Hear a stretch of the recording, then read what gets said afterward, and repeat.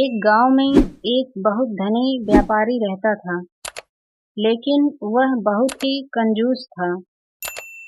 कोई जरूरत पड़ने पर लोग उसके घर बड़ी उम्मीद से आते, लेकिन उन्हें निराश होकर ही वापस लौटना पड़ता था।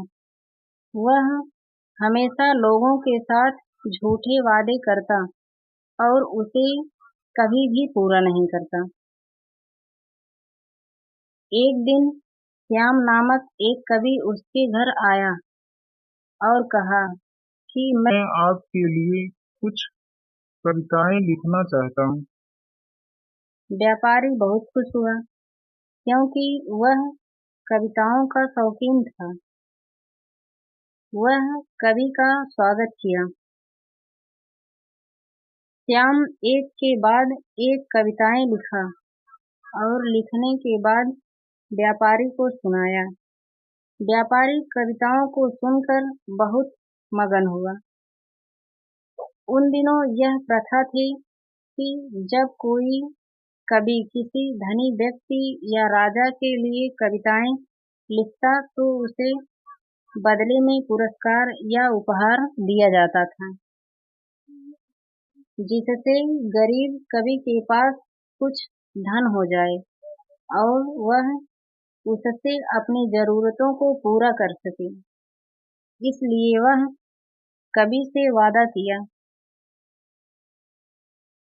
कि अगले दिन आप आइएगा और मैं आपको कुछ उपहार दूंगा। श्याम बहुत खुश हुआ। अगली सुबह जब वह धनी व्यापारी के घर गया तो धनी व्यापारी बहाना बनाने लगा कि मैंने कभी नहीं किसी से कुछ वादा किया था। जब श्याम ने उसको याद दिलाने की कोशिश की तो वह बोला, निसंदेह श्याम एक अच्छा कवि है। उसकी कविताएं बहुत ही मनोरंजक होती हैं, लेकिन कुछ कुछ कमियां अभी रह गई हैं। देखता हूँ, मैं उसके पुरस्कारों की घोषणा कर दूंगा, क्योंकि श्याम की कविता से मैं बहुत खुश हूँ। उसकी दो तरफी बातों को सुनकर श्याम बहुत परेशान हुआ, क्योंकि वह जानता था कि यह बहुत ही कंजूस है। इसकी बातों का कुछ भरोसा नहीं है, लेकिन मैं कर भी क्या सकता हूँ। निराश होकर वह चुपचाप अपने घर चला गया। घर जाकर वह सारी बातों को अपने भाई से बताया तो उसके भाई ने उसे एक उपाय सुझाया और उसे अपने दोस्त माया दास के यहाँ लेकर गया। श्याम, रवि, उसका भाई और उसके दोस्त तीनों ने मिलकर एक योजना बनाई। रवि ने अपने दोस्त माया दास से कहा, उस कंजूस व्यापारी को अपने यहाँ भोजन करने के लिए आमंत्रित करिए। उसके दोस्त ने उसकी बात को मान लिया और वह ऐसा ही किया।